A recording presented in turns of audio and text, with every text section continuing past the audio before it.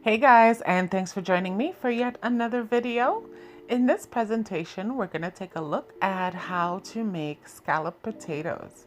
Now, we're not just going to stop at the verge of scalloped potatoes. We're of course going to elevate this a notch by inviting some minced meat into it. Yep, we're going to be cooking some minced ground chicken as well and infusing this scalloped potatoes with it. So let's get into this recipe.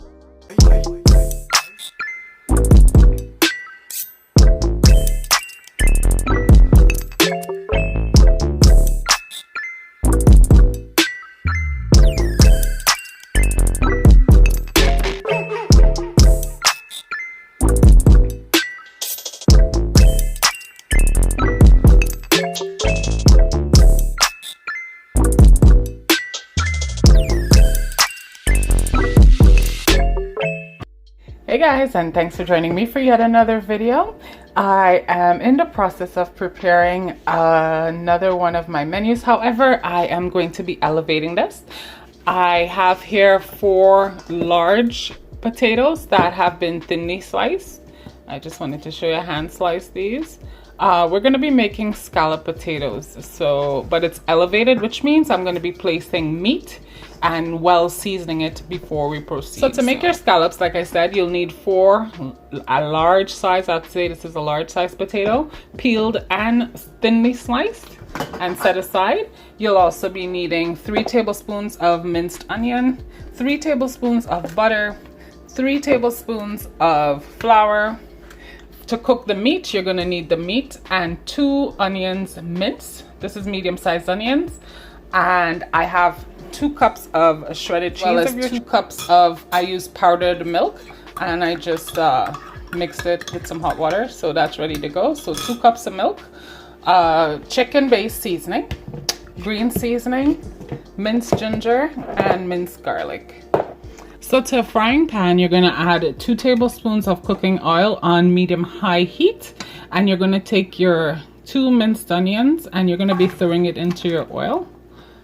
And when it develops a sizzle, you're going to let it cook for 3 minutes. So here we have our onions started sizzling, which is a good thing. So what we're going to do now is we're going to let this sizzle for 3 minutes. But while it sizzles, we're going to season it. So what we're going to do is we're going to add in a full tablespoon of green seasoning.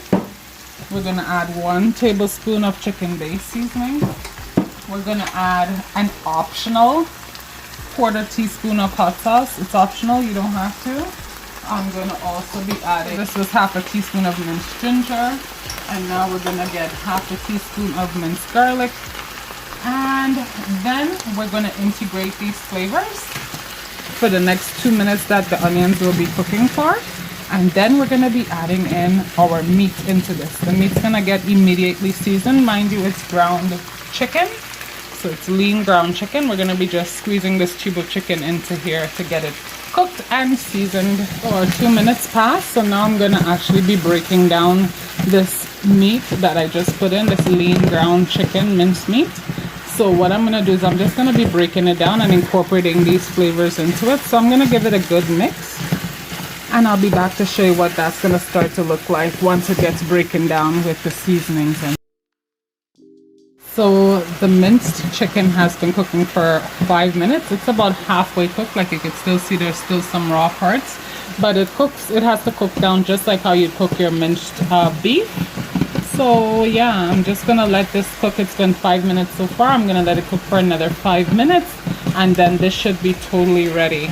The only thing I'm going to probably do is garnish this with some fresh green onions that I have from my garden. So when this is all done, I just turned off the stove after the complete 10 minutes. And now I just added some fresh chopped green onions from my garden. And I'm just going to be transferring this meat out into a container and having it set aside until we're ready to use it.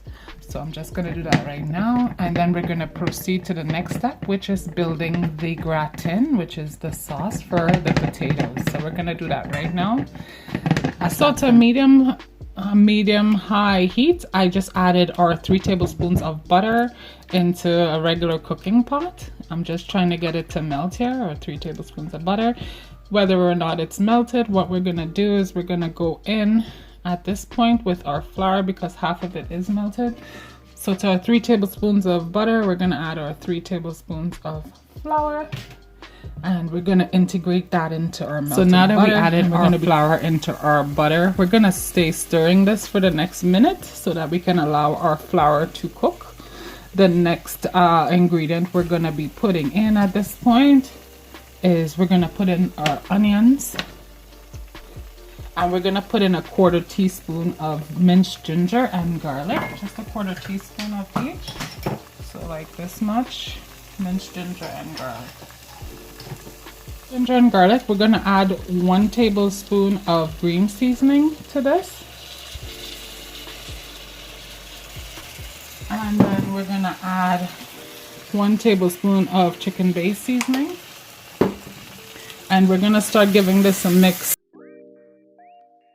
So I added half of my milk into my flour, and now I'm gonna exchange my spoon for my whisk.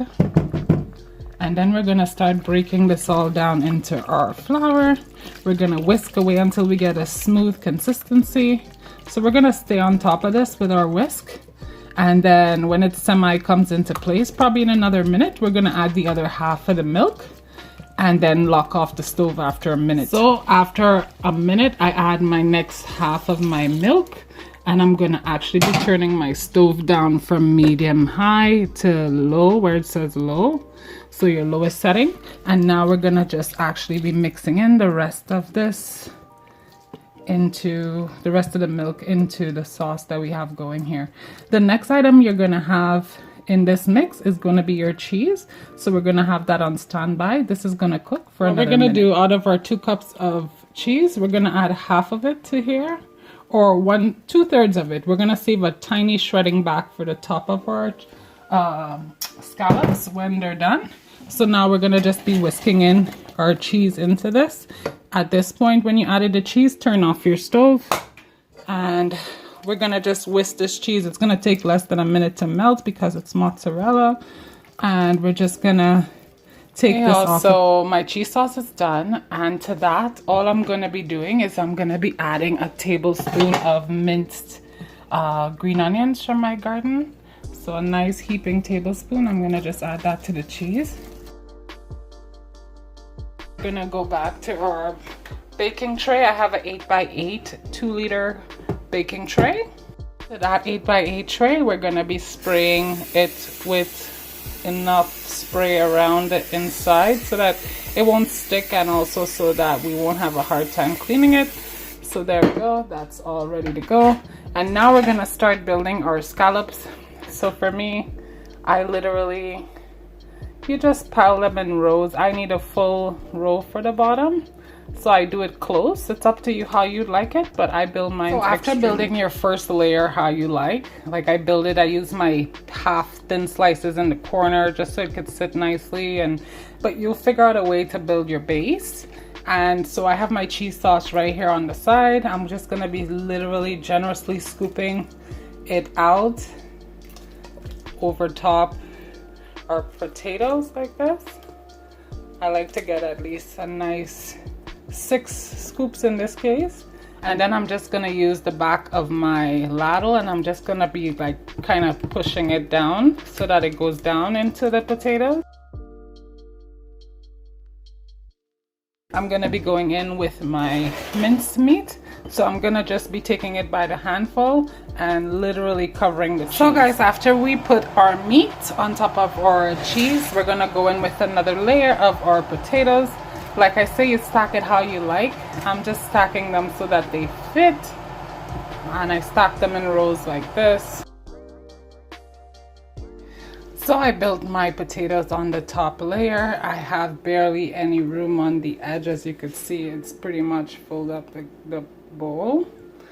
I layered mine 1 in 1 out, meaning like after I put on my first layer, I went underneath that layer, and then I kept going until I built the top.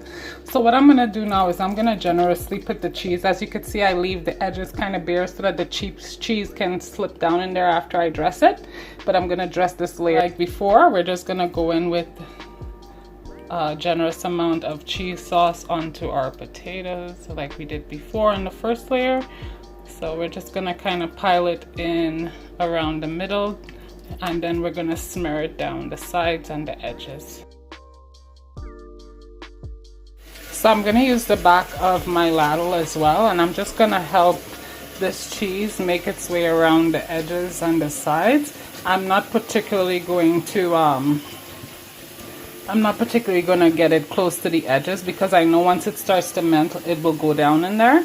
So what I do is I kind of compound it, leaving gaps in between the cheese so that it can find its way through those potatoes that we sliced in this direction.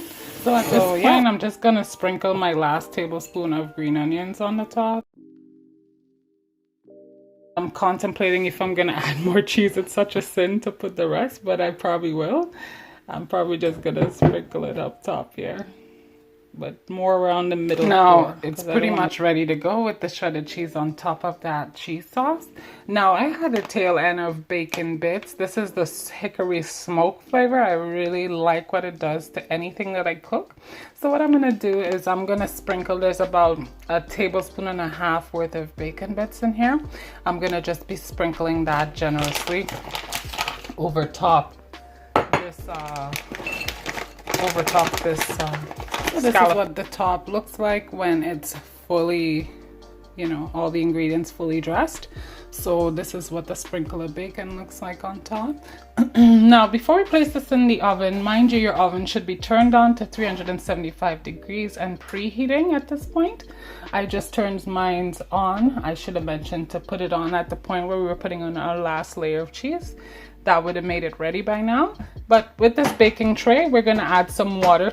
We're gonna put about 1 cup of boiling hot water. I had this water boiling, and we're gonna put about 1 cup, like to just cover the bottom layer in a sense. The reason we're doing that is because we're gonna put this on the shelf that's underneath this, because there's a very high chance this might spill over. So to prevent it from sticking in here completely, as well as messing up your oven, I would put this on the shelf below where this is going to sit. So as you can see, I just put in the tray with the 1 cup of boiling hot water in it, and we're going to be placing our scalloped potatoes right on the shelf of that and lining it up so that if it runs over, it can drip directly into that tray like so. And we're going to set a timer for 1 hour, and we'll be back to check it at that point. So see you guys in an hour. Hey guys, I just came back. I now just took this out of the oven. It's still sizzling here, but it's cooked all the way. Of course, there was overflow, hence the reason I suggested that you use the tray. And the tray itself did catch some overflow, so always use a tray to catch the splatter. Save your oven and yourself the time and the work. But we'll be back to cut this in about 1/2 hour because it needs to cool down first. So we're gonna attempt to take it out of the pan.